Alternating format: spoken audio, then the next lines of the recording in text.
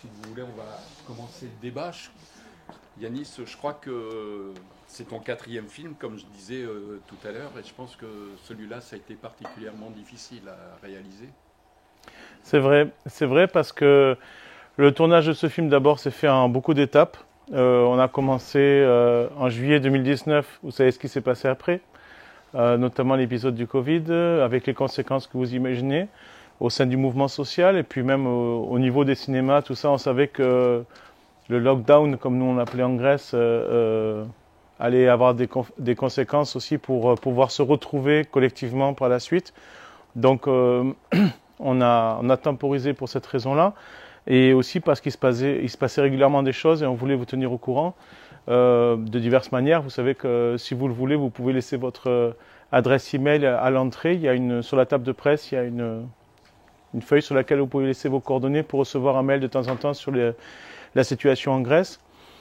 Et donc le film lui-même, c'était aussi toute une histoire parce que le tournage a commencé en fait déjà par une embuscade nazie quoi, au Pirée. Et donc j'ai fini à l'hôpital. Bon après, c'est le courage habituel dans ce domaine quoi. Ils s'y mettent à 4, 5 ou 6 ou 10 pour s'attaquer à une personne qu'ils arrivent à piéger.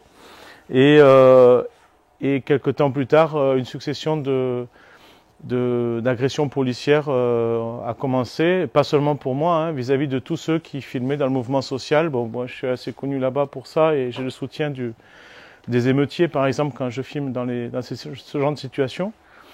Mais voilà, on a eu 3 micros cassés, on a eu une caméra cassée. Déjà, on avait eu un appareil photo cassé auparavant, et puis des violences, du coup, quoi. Voilà. Donc on sent que la répression est de plus en plus dure. Voilà. Vraiment. Et franchement, on n'est pas les plus à plaindre. Hein. Il y a vraiment des gens qui ont beaucoup souffert, comme vous l'avez compris. On n'a pas voulu trop en faire. Mais, par exemple, la séquence de torture dans la rue, en pleine nuit, c'est une séquence qui dure beaucoup plus longtemps en réalité. Quoi. Je tiens à signaler toutefois que je ne suis pas l'auteur de toutes les images du film. J'ai filmé les 3/4. Mais il y a aussi des personnes du mouvement social qui ont contribué, un peu comme pour les chansons, etc. Tout le monde a participé à cette aventure. Donc je suis un peu l'initiateur et l'animateur de ces 4 films, mais en réalité c'est vraiment des aventures collectives, à chaque fois. Vous avez la parole maintenant, donc si vous voulez intervenir, vous levez le bras et je distribuerai la parole. Voilà. Bravo. Très bien, question suivante. Non. La question, si, j'ai une question. Comment on fait pour diffuser et partager ce film au plus grand nombre? Alors déjà, dans un premier temps, on va se balader. À partir de samedi, on va vous proposer une version en cinéma, qui sera une version une dernière fois améliorée, avec une qualité de diffusion qui sera encore meilleure. Donc c'est à Port-de-Bouc, c'est très loin d'ici. Hein, voilà. Oui, il y a beaucoup de Grecs. Voilà, c'est une des raisons. Hein, à Port-Saint-Louis, Port-de-Bouc, Martigues et Fos, il y en a pas mal. Donc le rendez-vous, c'est Port-de-Bouc, c'est samedi à 18h30. Si jamais vous voulez revenir ou envoyer des personnes, revenir avec des personnes ou les accompagner, c'est à 18h30 concert de Rebetiko avec deux copains grecs formidables qui vont nous proposer aussi des chansons de lutte grecques. À 19h30 le buffet grec évidemment et à 20h30 le film. Donc ça sera à Port-de-Bouc au cinéma Le Méliès pour la première officielle du film dans une grande salle de cinéma. Voilà. Avec des conditions de projection qui seront encore meilleures, même si là, ce soir, franchement, c'était vraiment, je trouvais, de très bonne qualité, quoi. Et donc, par la suite, on va faire une tournée film en France qui va nous mener jusqu'à Martigues le 6 avril. Donc, on reviendra quand même de Port-de-Bouc à Martigues. Voilà, le 6 avril, ça sera le cinéma La Cascade, le nouveau cinéma de Martigues. Enfin, et dans le lieu, le Rallumeur d'étoiles, le lieu autogéré de Lille, au milieu de Martigues. Toute cette journée-là, on se retrouvera avec notamment des gens qui vont partir en convoi solidaire. Ça sera la dernière occasion d'amener des dons éventuellement. Et dès le jour suivant, les 2 jours suivants, des fourgons, pas mal de fourgons vont partir vers la Grèce. Voilà. Donc, durant cette période, le film va, normalement début avril, va être mis en ligne sous une version longue, parce que nous sommes nos propres pirates, et qu'en plus la version en ligne elle est un peu différente toujours. Hein, voilà. Donc, du coup, il y aura 25 minutes de plus. Ça nous permettra de vous emmener en Grèce du Nord près de la frontière albanaise, pour des luttes environnementales que je ne vais pas spolier ici. Vous en saurez un peu plus sur Uvikonas et puis d'autres choses, notamment en Crète, la fameuse lutte. Et on actualisera aussi le film. Voilà. Il y aura plus de nouvelles plus récentes qui s'ajouteront à ce que vous avez déjà vu. Voilà. Là, c'est un format qui est vraiment pour nous plutôt pour le cinéma. C'est-à-dire limité à 1h20, pas plus. Avant, on faisait 1h30, mais on nous a dit que c'est encore trop long. Il faut faire 1h20 pour le cinéma, pour les débats. Et voilà. Et pour le rythme, etc. On s'adresse aussi pas mal à la jeunesse. Il y a beaucoup de projections qu'on fait dans les grandes villes où on a un public très jeune aussi. Voilà. Donc, ce public-là... Ouais, mais ce public-là, Dany, il aime bien les séquences rapides qui s'enchaînent, etc. Vous avez peut-être une vision du cinéma, documentaire notamment, qui est plus ancienne, où on prend plus le temps. C'est vrai que la génération de téléphones portables, de tout ce que vous savez, quoi, peut-être à participer à ça. Et nous, on a bien remarqué que c'est ça qui fonctionnait, quoi. Voilà. Puis bon, de toute façon, il faut bien vous dire une chose par rapport à ce qu'on fait collectivement, c'est que notre but, c'est pas de tout vous raconter. Notre but, c'est d'ouvrir une porte, et même plusieurs portes et plusieurs fenêtres, vers à la fois ce que fait le mouvement social en Grèce. On fait un travail continu par ailleurs d'information avec d'autres personnes sur ce qui se passe là-bas, et donc il y a d'autres moyens d'avoir plus d'informations plus régulièrement et plus fournies. Et puis il y a les rencontres, les débats aussi, avec des intervenants grecs qui vont venir aussi durant la tournée. Il y a l'occasion aussi de venir avec nous en convoi, c'est aussi l'occasion de venir voir par vous-même et de rapporter l'information en France par la suite. Et puis il y a aussi ces cartons de citation qui sont pour nous très importants, parce qu'on est des gens qui venons de l'écrit aussi, et on ne va pas réinventer l'eau chaude. Il y a plein de gens, des anciens, qui ont fait un travail énorme en théorie comme en pratique. Et ça serait dommage de ne pas s'intéresser un peu à ça.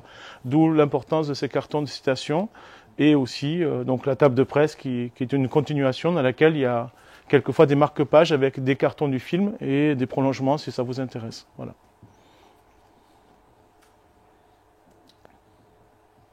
On a l'impression, tout au moins au début du film, que la télévision n'est pas tout à fait du même genre que ce qu'on peut revoir en France avec CNews.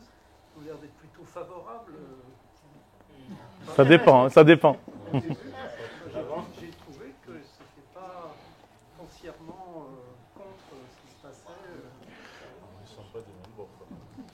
Je dirais que c'est plutôt un peu plus tard dans le film qu'à force de voir le pouvoir tarder à piétiner définitivement Exarchia, il commence à se moquer du pouvoir lui-même, chose rare. Donc j'ai saisi des moments qui étaient assez rares, durant lesquels le ministre lui-même, Kilsoidis, ministre de la police, était repris par une journaliste qui est pourtant pas très de gauche, qui lui disait mais franchement c'est sans blague, vous n'avez pas réussi, vous aviez dit que vous allez faire un mois avec Mitsotakis, votre premier ministre, vous avancez pas beaucoup quand même, voilà. Mais par contre au début du film c'est plutôt des propos très racistes qu'on remarque dans les médias dominants. Et voilà. Par contre, on tient à faire la part des choses. Il y a les médias dominants, et puis il y a les médias alternatifs, les médias d'émanation du mouvement social, les médias qui, notamment le monde diplomatique, et pas seulement, il y en a beaucoup maintenant. On a cité parmi les cartons de citation avec Inf, qu'on aime bien aussi. On n'est pas toujours d'accord sur tout, là encore, mais avec Reporter, ils font un très très bon travail de contre-information. Pour nous, ça nous semble essentiel. Donc attention à l'utilisation du mot média. Il y a de tout. Il y a des journalistes qui font très bien leur travail. Et puis il y a ceux qui servent la soupe au pouvoir, tout simplement. Et puis c'est bien logique, hein, puisque dans notre société, ce qu'on appelle démocratie ou démocratie représentative, en réalité, c'est un pouvoir économique qui possède la plupart des médias dominants et qui, du coup, choisit le pouvoir politique qui va lui rendre service et servir ses intérêts, en l'occurrence. Pierre ?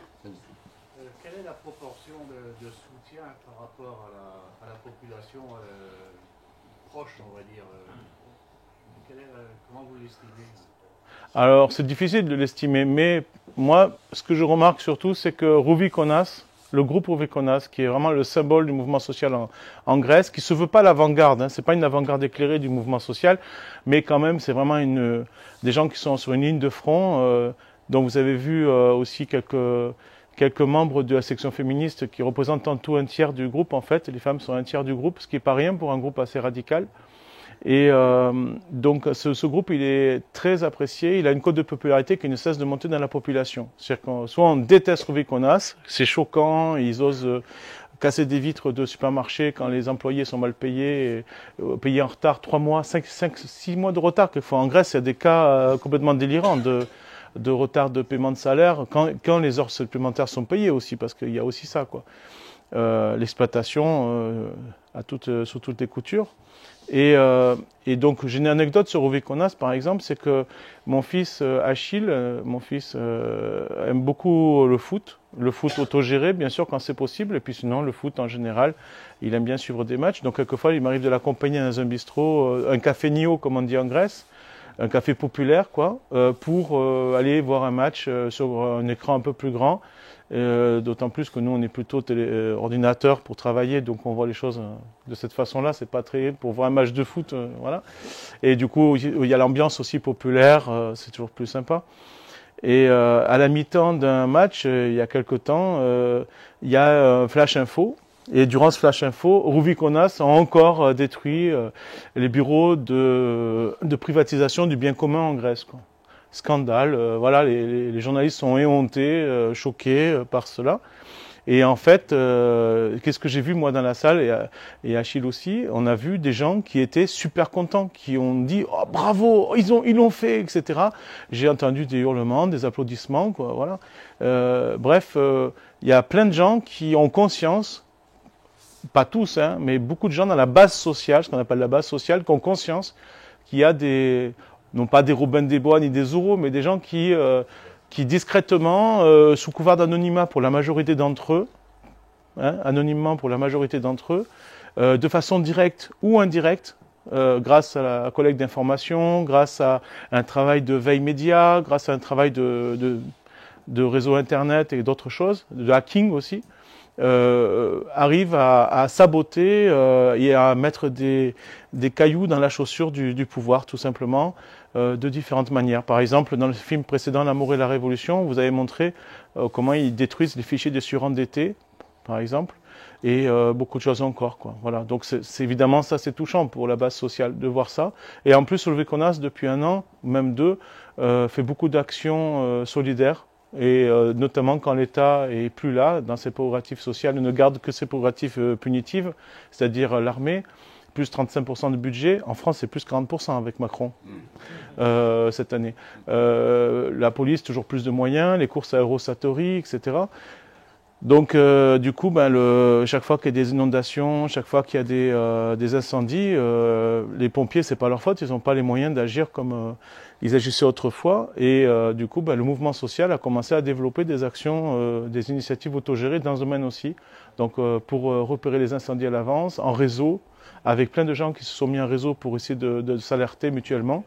Et également même des camions, des véhicules de pompiers de petit format, mais certes, mais qui font quand même un super travail pour éteindre les débuts d'incendie. Voilà. Et pareil pour les inondations, il y a des colonnes de Rubikonas et d'autres collectifs qui sont intervenus en Thessalie, par exemple, pour venir au secours de la population qui disait mais où est l'État? On ne voit que les libertaires, quoi, en l'occurrence, parce que là, il s'agit de libertaires pour la plupart, quoique pour Rubikonas, il faut modérer. Plusieurs membres disent souvent, et dont Yorgos, que l'organisation est anarchiste, en ce sens qu'elle est complètement horizontale, etc. Mais par contre, en son sein, il y a des gens qui sont de diverses sensibilités. Voilà. Pas n'importe quoi non plus, mais il y a une convergence de lutte de ce côté-là, et je peux en témoigner, je connais bien ces personnes, et vraiment c'est assez impressionnant, et ça fait plaisir de voir qu'on est capable de faire des grandes choses ensemble, par-delà nos différences, y compris des choses qui pèsent. Voilà. Donc du coup, pour le mouvement social en général et Rubikonas en particulier, il y a une image qui, moi, me semble s'améliorer au fil des années, au fur et à mesure de la réprobation de la population pour un système politique qui semble arriver à bout de souffle. Mais ce n'est pas le cas de tout le monde quand même. Vas-y, alors, moi d'abord un grand merci, aussi un grand bravo, parce que c'est vraiment remarquable, ça m'a énormément touché, ça nous apprend, non c'est pas moi, ça m'apprend des choses sur la Grèce que je ne connaissais absolument pas, évidemment, ça nous apprend évidemment des choses sur nous-mêmes, sur individuellement et collectivement, évidemment, évidemment. Et alors du coup, j'ai très envie que ce soit partagé partout. avec beaucoup d'infos, toutes les sources et tout. Et je me disais, par exemple, sur des médias comme Arte ou autres, est-ce que ça vous parlerait de mettre ça là-dessus? Comment on peut pour balancer un max et faire connaître? Après, il n'y a pas besoin de chaînes de télé. On va vous le mettre gratuitement en ligne. Hein, on est des pirates, nous. On est vraiment des pirates. Hein. Donc, on va vous le mettre en ligne. Et vous allez le partager autant que faire se peut, quoi. Partager au maximum. On va le mettre en 14 langues, de façon auto-organisée et auto-gérée. Il y a 14 langues et 14 groupes qui sont en train de... Enfin, 13 groupes, non 14, parce qu'en fait, il y a aussi le français sous-titré pour les malentendants. Donc du coup, oui, il y a 14 langues qui se préparent, dont le groupe Espéranto. Donc ça va, vous aurez plein de langues en plus à votre disposition, dont le perse, l'arabe, l'allemand, l'italien, le français, l'espagnol, le catalan, le basque, oui, le basque. Voilà, on va faire une projection à Bayona bientôt et on va en reparler encore avec le groupe.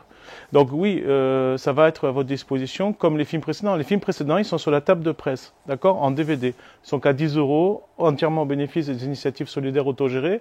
Et à 20 € les trois, puisqu'il y a 3 films précédents. Mais vous n'avez pas besoin de les acheter. Hein. Moi, je vous déconseille, hein, personnellement. Vous les avez sur Internet gratuitement. Partagez-les, c'est plus simple. Le DVD, il faut aller l'amener à quelqu'un. Alors, c'est un joli cadeau en même temps. C'est sympa comme cadeau.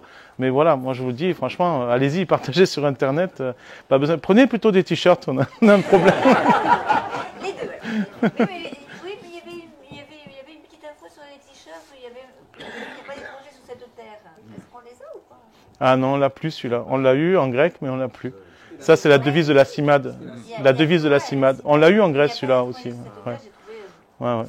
Il y a des affiches de la CIMAD toujours disponibles là-dessus. De très belles affiches. On va faire ça. Monsieur. La situation politique là actuellement. Alors, en fait, la réussite de Mitsotakis, sur le plan électoral, tu veux dire, la réussite de Mitsotakis, c'est l'échec en fait de Tsipras, tout simplement. Hein. Ce n'est pas autre chose. Hein. Il n'a pas des fans, Mitsotakis, dans la population, si nombreux que ça. Hein.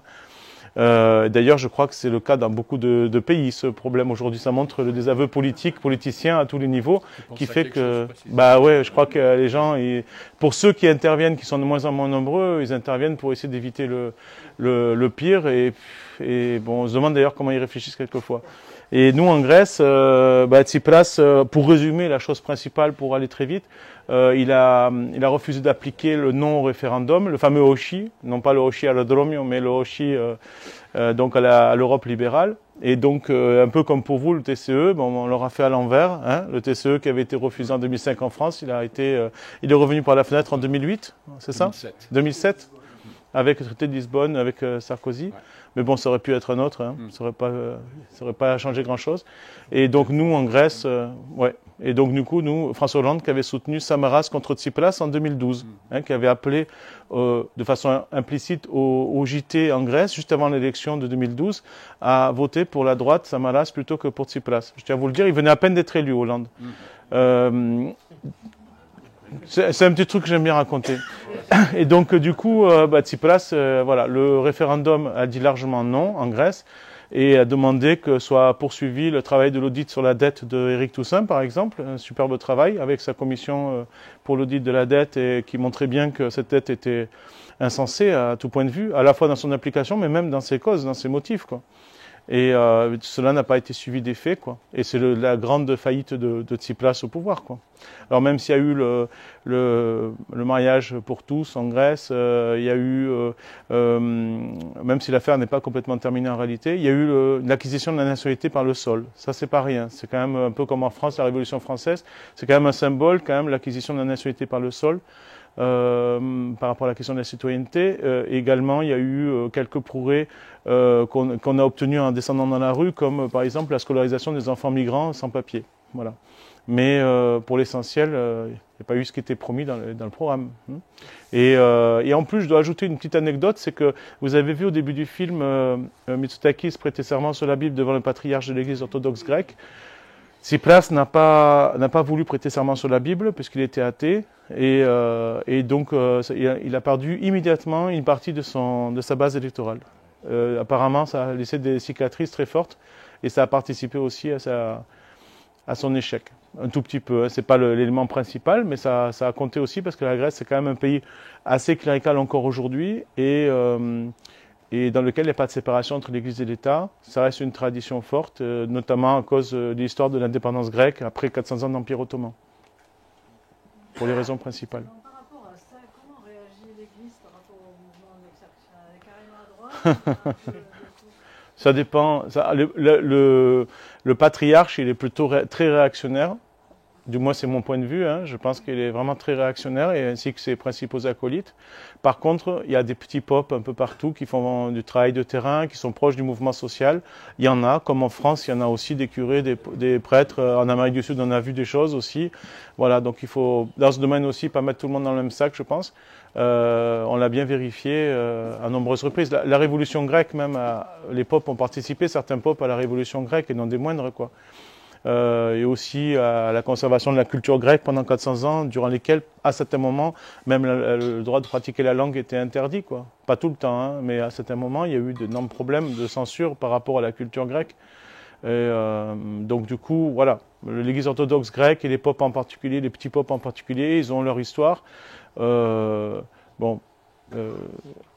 Globalement, l'Église orthodoxe est quand même plutôt réactionnaire en Grèce.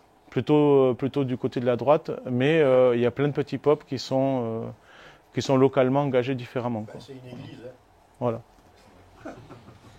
Non, mais en France, je crois que vous avez le courant Goliath, le journal Goliath qui a fait quand même pas mal de choses. Il y a des figures célèbres de la résistance, de la lutte contre la pauvreté, quoi. Voilà. Donc, en Grèce aussi, quoi. Alors pour l'instant, il y a les palissades, vous les avez vues. Il y a des arbres coupés, vous les avez vus. Pour l'instant, il n'y a pas de trou. Et une rumeur dit que si jamais un jour il y avait un petit trou, il se pourrait qu'il y ait tout de suite après un gros trou. Voilà. Je ne sais pas comment il faut l'interpréter. Je suis un peu naïf. Pardon, station de métro, mais il y a la ligne en attente. Elle n'est pas faite, la ligne. Non, c'est pas fait. En fait, on n'a pas besoin de station de métro parce qu'on a déjà une station de métro juste à côté qui s'appelle Omonia. Et on va à pied sans problème. Donc cette station est complètement inutile et nuisible parce qu'elle va générer de la gentrification si elle se produit.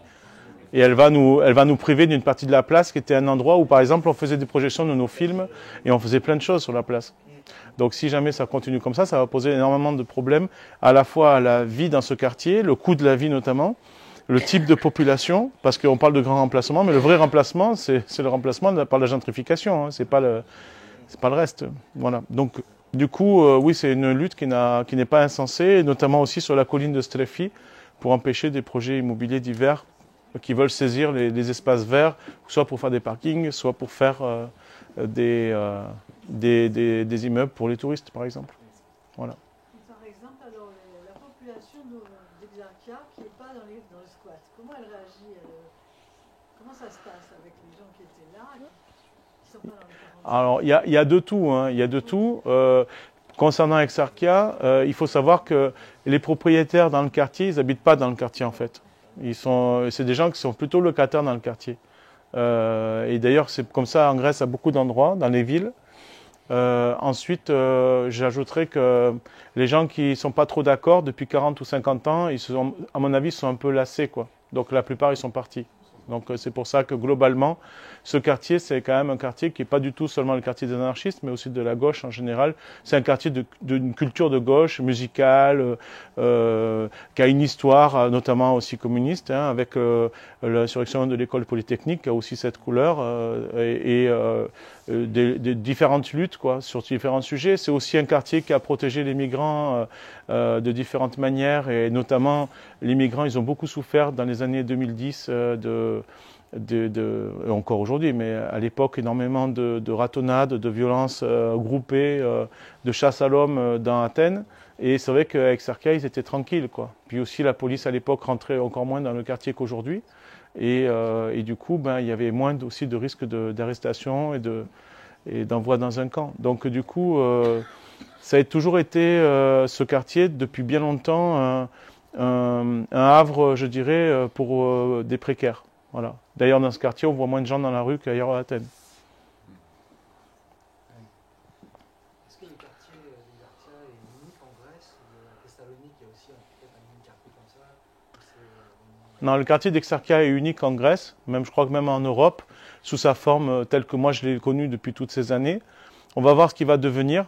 Hein, à l'heure qu'il est, je ne sais pas ce qui va être dans les temps qui viennent.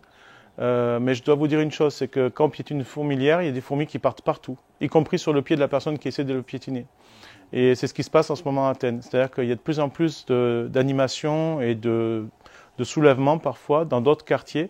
Et d'ailleurs, le mouvement social en est pas forcément mécontent parce qu'il y avait aussi cette critique contre Exarchia depuis toutes ces années, notamment depuis 15 ans, le mouvement social était peut-être un peu trop concentré, certes créant un symbole unique en Europe, même si on a eu des expériences en Europe, hein, de certains coins à Copenhague, à Dijon, ailleurs en Espagne, où on avait des concentrations de militants, de personnes expérimentant d'autres façons de vivre et de fonctionner ensemble. Mais bon, Exarchia était à part entière, mais au-delà du symbole, il n'y avait peut-être pas assez de mélange avec la population. Voilà, ça ne s'aimait pas assez. Et du coup, c'est peut-être un mal pour un bien ce qui nous arrive, en ce sens qu'il y a beaucoup de gens qui ont dû, notamment à cause de la gentrification ou à cause de la difficulté de continuer à ouvrir des squats dans le quartier, pour parler que du mouvement squat, il y a aussi d'autres mouvements qui sont allés ailleurs pour faire la même chose. Et du coup, finalement, cette résistance, cet esprit de résistance et de création, il se diffuse beaucoup mieux dans la population. Il y a des images qui circulent actuellement, et depuis 2 ans, avec Exarchia incarné par un vieux personnage, une vieille dame avec une canne, et à côté, 4 personnages beaucoup plus grands et plus jeunes qui la tiennent par la main et qui l'aident à avancer. Et ça représente, dans le dos, on voit le nom des quartiers, de 4 quartiers d'Athènes qui sont aujourd'hui très dynamiques dans ce domaine-là, même si, bon, Exarchia reste quand même un lieu symbolique et à part entière, quoi. Donc le quartier n'a pas fondamentalement changé, mais il a plus l'intensité qu'il avait il y a 10 ans, du fait de cette situation provisoire. Après, qu'est-ce qui va se passer il y a beaucoup de gens qui lâchent rien, et dans d'autres régions de Grèce, le résultat, on le connaît. Par exemple, en Crète, c'est mon île, celle de mon père. En Crète, les squats, les grands squats ont été évacués par Mitsotakis, ils ont tous été repris. Et ils fonctionnent très bien aujourd'hui avec encore plus de dynamisme. Donc voilà. C'est Evangelismos à Hérakléo récemment, ou au début du mandat de Mitsotakis, Rosanera à Chania. Et c'est un petit peu ça le sujet du film. Hein. Les ruines à Exarchia, les ruines sur la planète en général, les ruines au sens politique, au sens social, au sens de l'État, de la Sécu par exemple, ou de pas pour l'État, hein, pour la Sécu je parle séparément de l'État, et de bien d'autres choses encore, je veux dire, et nos ruines aussi en tant que personne. Hein. On se voit des années après chaque fois. Et non, je parle pour moi, pas pour lui, il vieillit pas lui. Dany, il vieillit pas. On se connaît depuis plus de 20 ans. Hein. Ah oui. Ben, c'est quelqu'un qui est dans les luttes, donc on l'a repéré, nous. Hein. Puis en plus, il crée, parce qu'il ne faut pas que résister. Hein. Justement, parce qu'il faut travailler l'imaginaire social. Parce que c'est bien joli de vouloir établir un rapport de force, mais il ne faut jamais oublier que dans le rapport de force pur et simple, on n'y arrivera jamais. L'État, le gouvernement, le pouvoir économique qui utilise ces 2 outils à son service, hein, un gouvernement qu'il va favoriser grâce aux médias dominants qu'il possède, un État qui lui sert, comme l'a dit Murray Bookchin dans le municipalisme libertaire, qui lui sert d'artefact pour asseoir une classe dirigeante à ses côtés, c'est vraiment, pour nous, la clé, c'est vraiment l'imaginaire social, ce dont tu parles quelquefois aussi, et dont parlait Castoriadis, l'imaginaire social institué qui nous est imposé, auquel nous répondons par un imaginaire radicalement instituant, pour utiliser les termes de Castoriadis, c'est-à-dire en proposant d'abord des exemples. La meilleure chose à faire, comme le disait un des personnages de Ne vivons plus comme des esclaves il y a 11 ans, c'est proposer une parole qui soit une parole dans l'action, de montrer l'exemple. Et c'est vrai que le mouvement social en Grèce, au-delà de montrer des films, c'est bien, hein, des films, des livres, des poèmes, des chansons, c'est pour ça qu'on vous propose de nouvelles chansons aussi, avec l'aide de pas mal de musiciens, mais le plus important pour nous, c'est saisir les opportunités de montrer à la population qu'on peut faire autrement et qu'on peut résoudre un certain nombre de problèmes de cette façon. Si je peux me permettre de développer un point, c'est par exemple que Moi, on me dit souvent, Yanis, c'est bien joli, mais en France, par exemple, la Sécu n'est pas complètement esquintée au point d'avoir besoin de créer des structures autogérées de santé. Donc, comment on fait? Eh bien, vous pouvez déjà mutualiser dans d'autres domaines. Parce qu'en réalité, la pauvreté en France, elle est très forte. Les étudiants, par exemple, ils n'en peuvent plus. Il y a plein de gens qui travaillent et qui n'en peuvent plus. Alors, parlons pas de ceux qui ne travaillent pas. Donc, dans cette situation-là, même les retraités, quelquefois, ils n'arrivent pas à s'en sortir avec le coût de la vie. Et donc, par conséquent, il y a des solutions par rapport à ça pour à la fois essayer de résoudre une partie de ces problèmes et en même temps donner à réfléchir et pousser à l'action par rapport à des solutions qui existent déjà. Par exemple, la mutualisation. La mutualisation, c'est par rapport à... Est-ce que vous avez tous besoin d'une tronçonneuse, chacun, d'une perceuse, d'une scie sauteuse? Est-ce que vous avez tous besoin de tous ces outils et bien d'autres? Est-ce qu'on ne peut pas mettre en commun sur un quartier, sur un village, sur un pâté de maison, une cité, ce qui est nécessaire, sans forcément avoir de lieu? Si on a un lieu, tant mieux. On peut s'en servir de ce lieu pour faire plein de choses. Mais on peut aussi décentraliser les choses, créer un réseau et que ces choses-là elles soient chez ceux qui notamment sont le plus souvent à leur domicile ou ont des moments, des créneaux durant lesquels ils sont plus disponibles. Ça permettra notamment à des personnes âgées de continuer à avoir une activité sociale peut-être et du lien dans des conditions un peu meilleures que c'est le cas quelquefois. Ou des personnes inactives, dites inactives par l'État, qui en réalité font plein de choses dans la société. Donc il y a plein de moyens. Ça, par exemple, cet exemple-là, c'est diminution des coûts au niveau économique. Hein, ça permet d'avoir moins de dépenses. Et puis d'entretien, il faut quelquefois racheter ces machines qui ont une obsolescence programmée.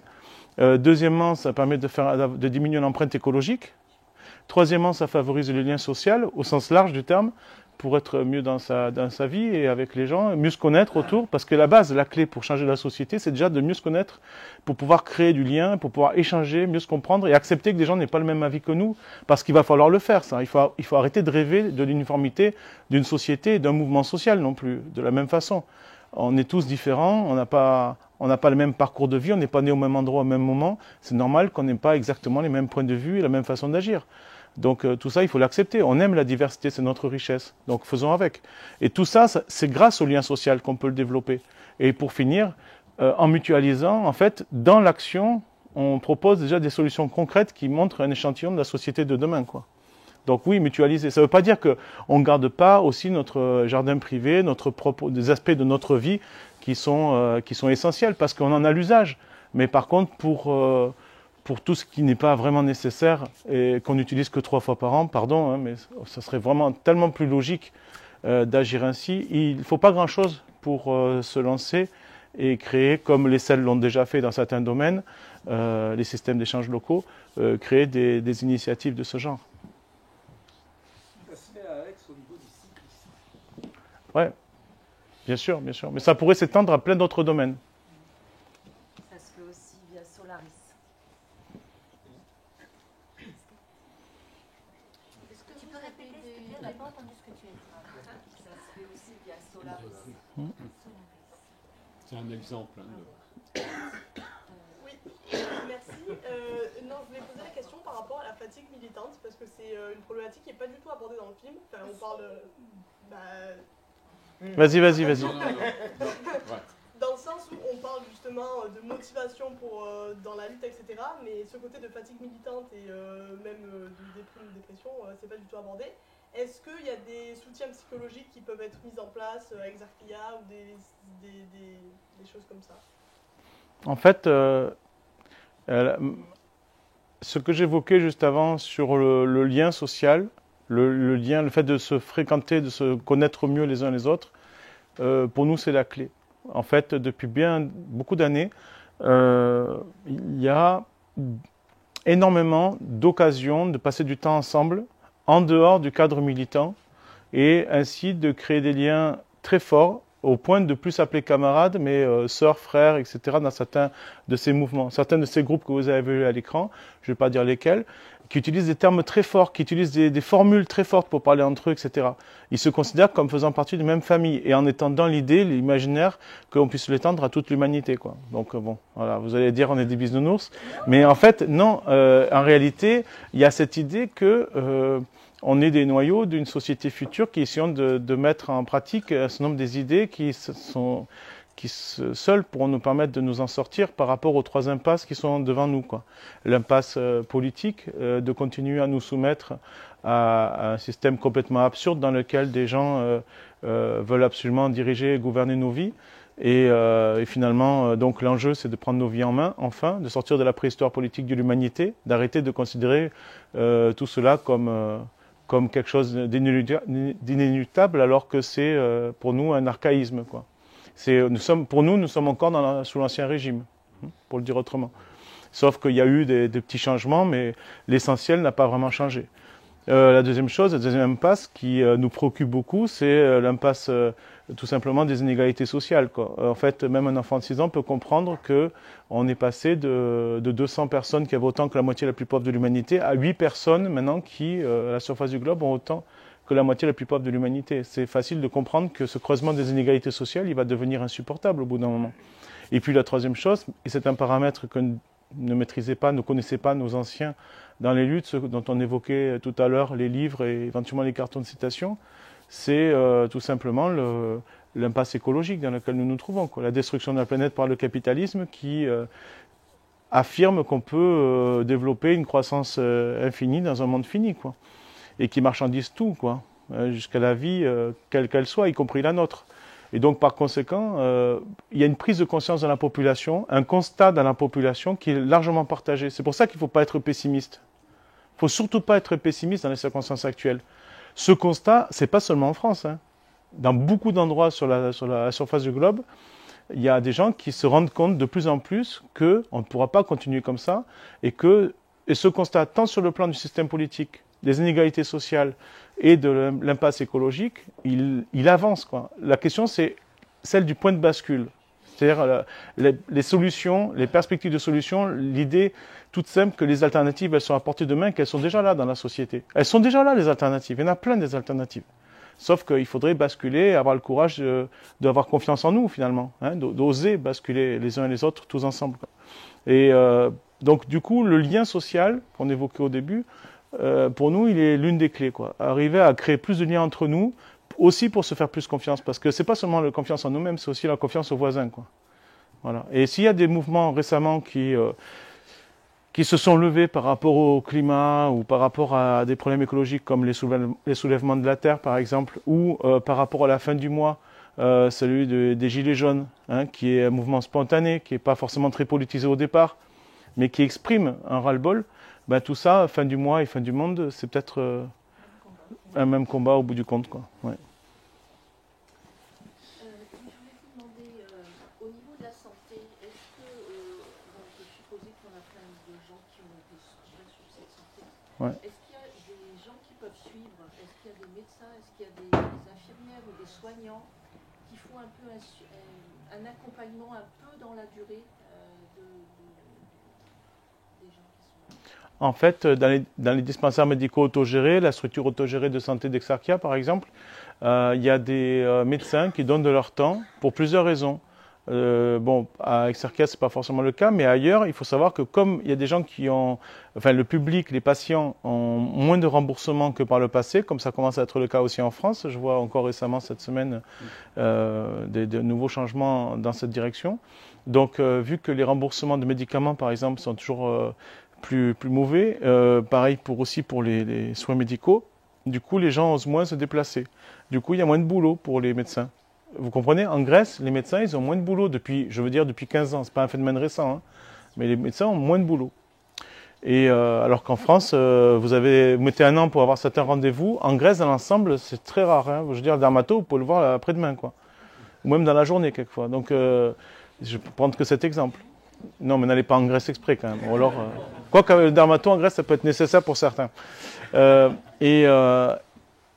En fait, il y a aussi une autre raison. Donc, du coup, ces gens-là, ils ont du temps libéré parce qu'ils ont un problème de fréquentation de leur cabinet. Et du coup, éventuellement, ils peuvent donner du temps par ailleurs. Autre chose, c'est le serment d'Hippocrate.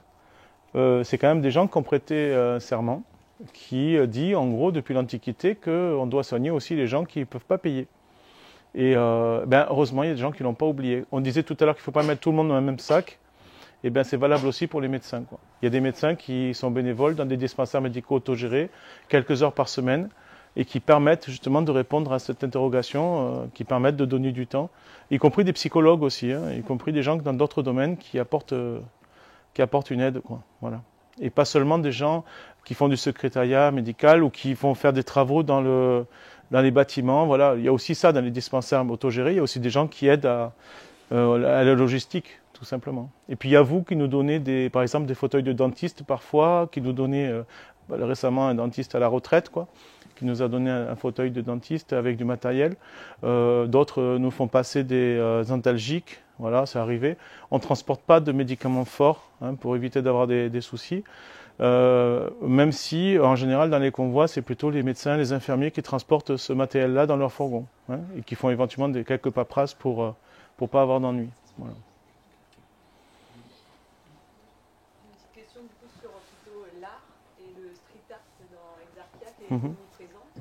Et du coup, je voulais savoir s'il y avait des collectifs aussi de street artistes qui s'étaient mis en place dans Exarchia, si c'était un peu né dans Exarchia ou si c'était venu un peu avant, et si aussi c'était un moyen de diffuser finalement ce militantisme par le graffiti. Oui, bien sûr. Alors, à Exarchia, les graffitis, les tags se sont beaucoup développés parce que, avec moins de présence policière, vous pouvez faire ça nuit et jour quand vous voulez, quoi, en gros, hein. Après, il y a aussi une concentration de population, comme je l'ai dit tout à l'heure, notamment d'artistes, de chanteurs, de musiciens, de graphistes, d'artistes en tout genre. Donc, c'est un espace de libre expression, quoi. Mais bon, il y en a aussi ailleurs en Athènes et dans les capitales aussi, hein, à Barcelone, etc. Oui. Il y a des liens. Il y a des artistes de catalans qui viennent, il y a des Français qui viennent, il y a des Grecs qui voyagent. Donc il y a des liens internationaux. Oui. Après, oui,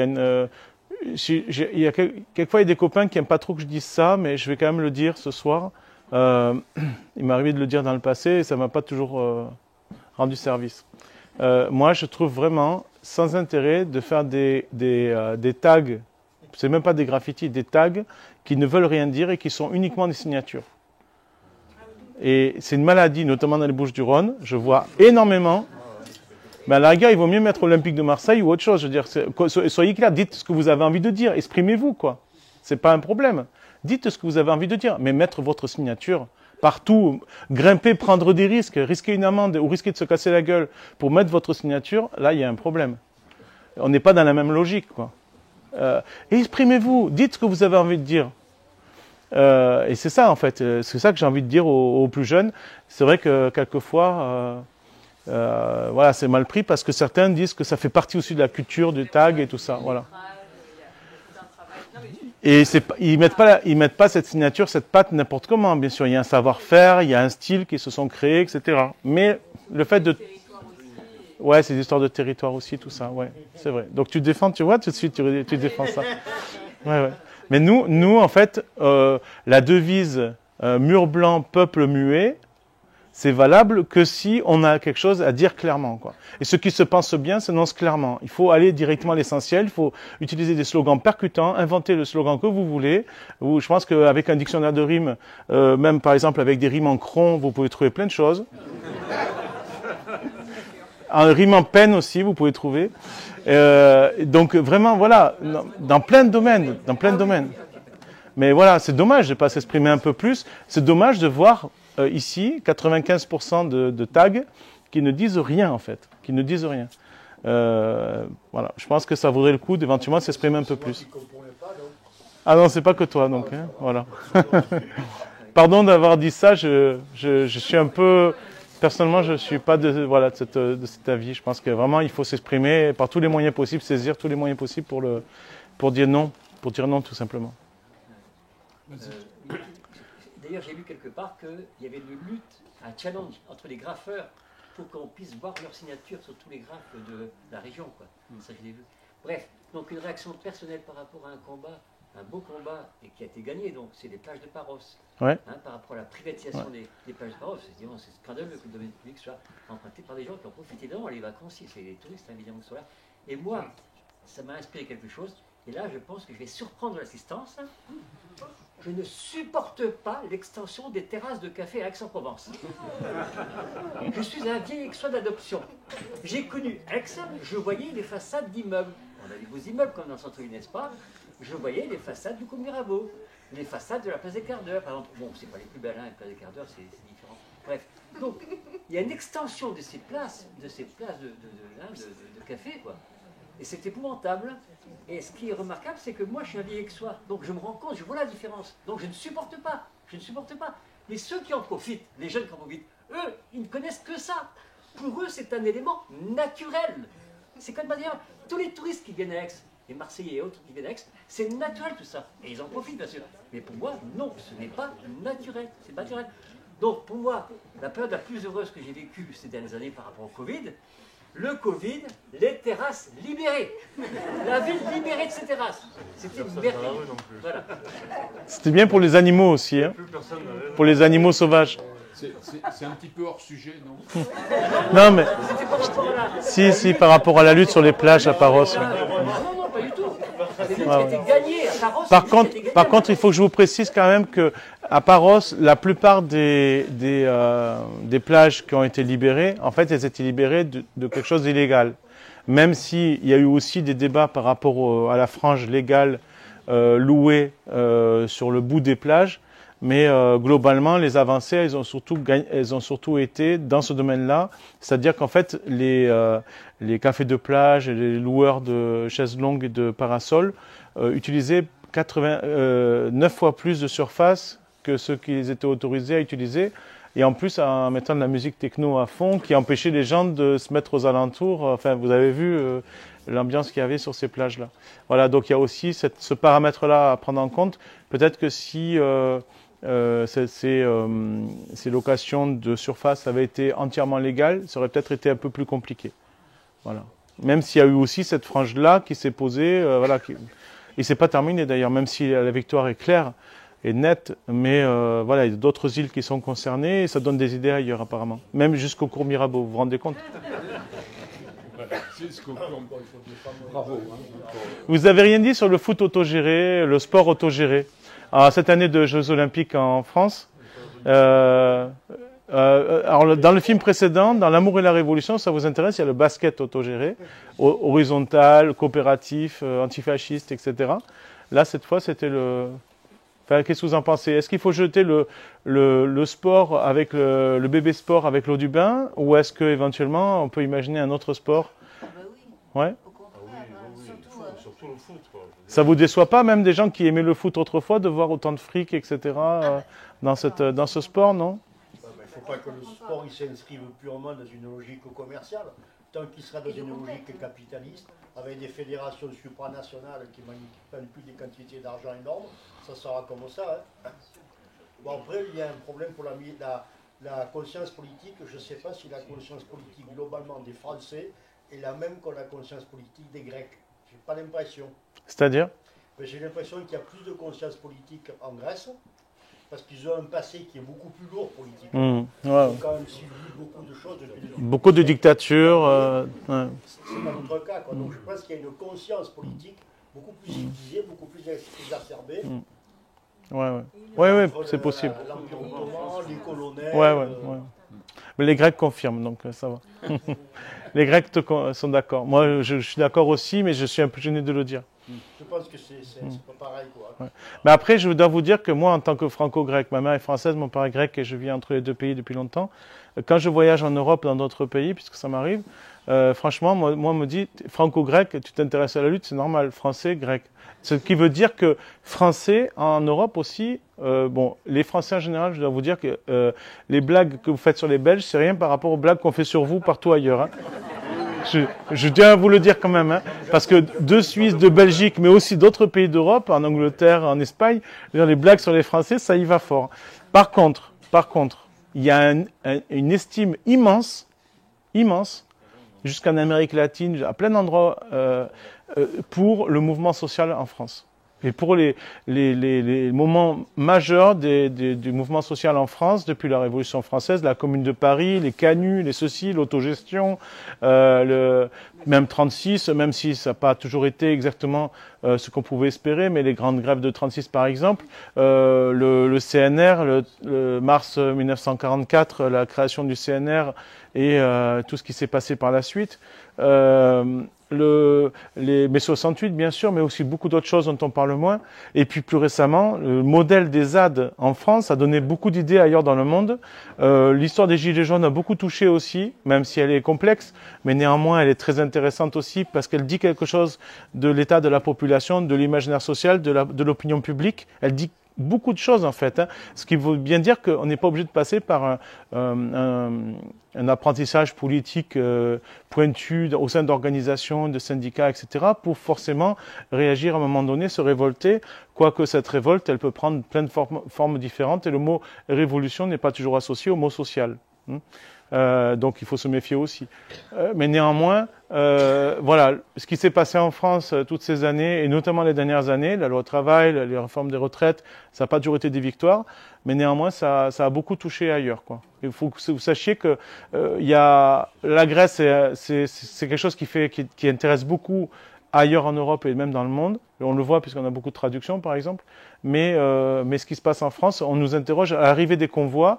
Quand dans les convois, on a des gilets jaunes, on a des copains de Notre-Dame-des-Landes ou d'autres militants qui participent à des syndicats, qui participent à plein de types d'actions différentes, eh bien, ils sont immédiatement sollicités pour participer à des conférences débats et des échanges, des tables rondes publiques ou plus discrètes. J'ai remarqué, c'est une très forte demande de ce côté-là. Voilà. Et ce sport autogéré, du coup, ça s'est développé où, en Grèce, ou ça se développe un peu partout?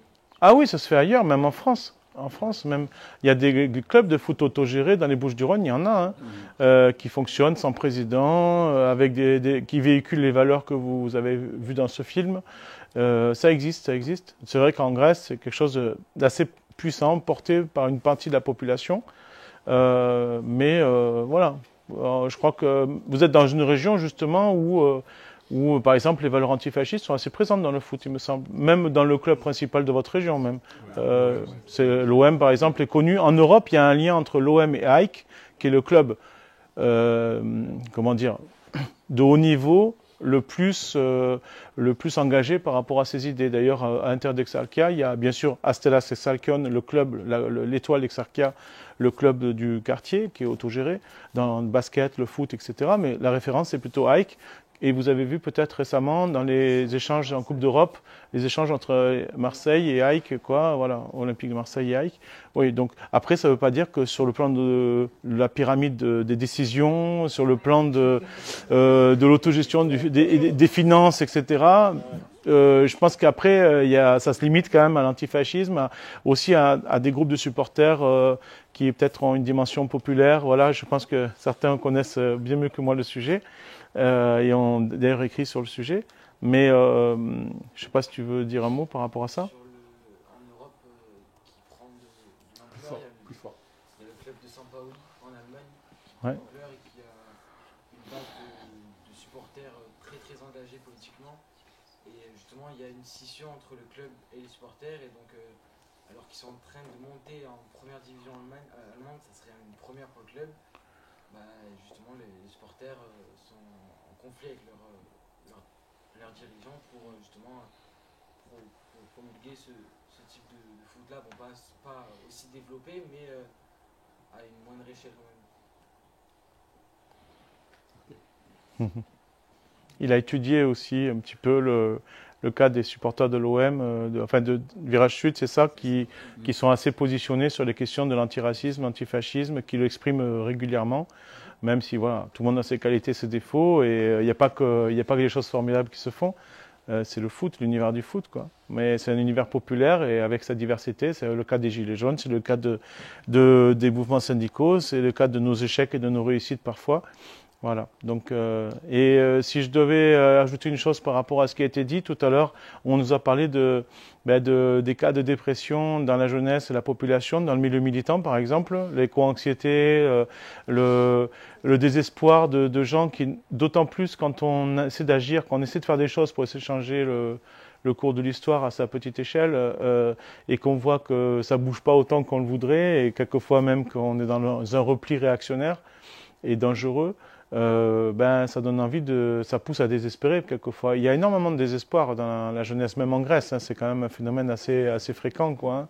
Et donc en fait, pour nous vraiment le remède à l'apathie, quand je dis nous, c'est pas tous les intervenants forcément, mais on se connaît tellement bien depuis tellement d'années qu'on discute souvent ensemble. Je dois dire que voilà, une majorité, je sais qu'une majorité pourrait dire avec moi, et d'ailleurs il y en a certains qui vont venir en France bientôt et qui interviendront à mes côtés sur ce genre de sujet.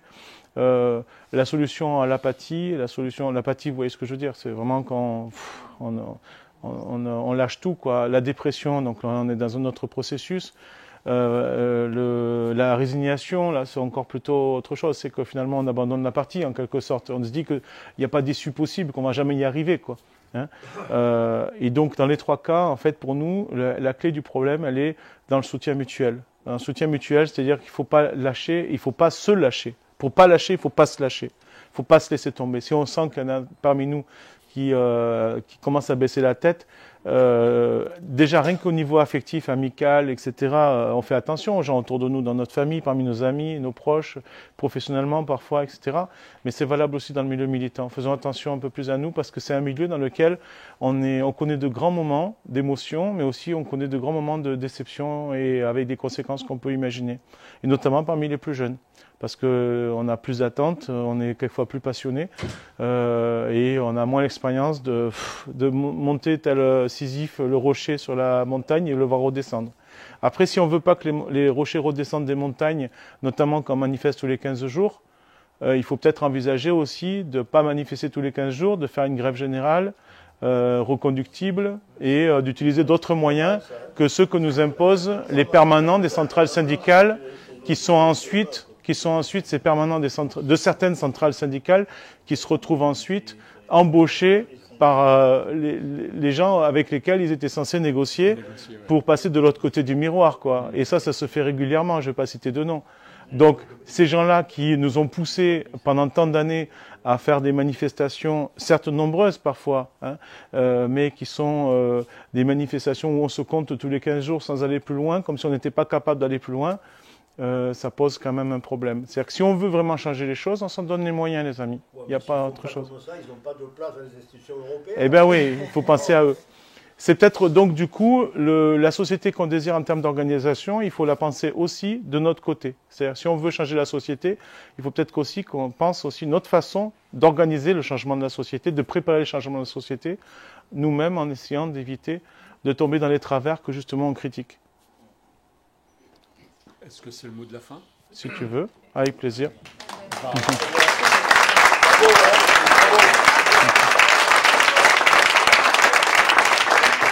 Merci à vous. Juste un mot pour le prochain Ciné Club, parce qu'il y a une incertitude. On aimerait beaucoup projeter La Belle Verte.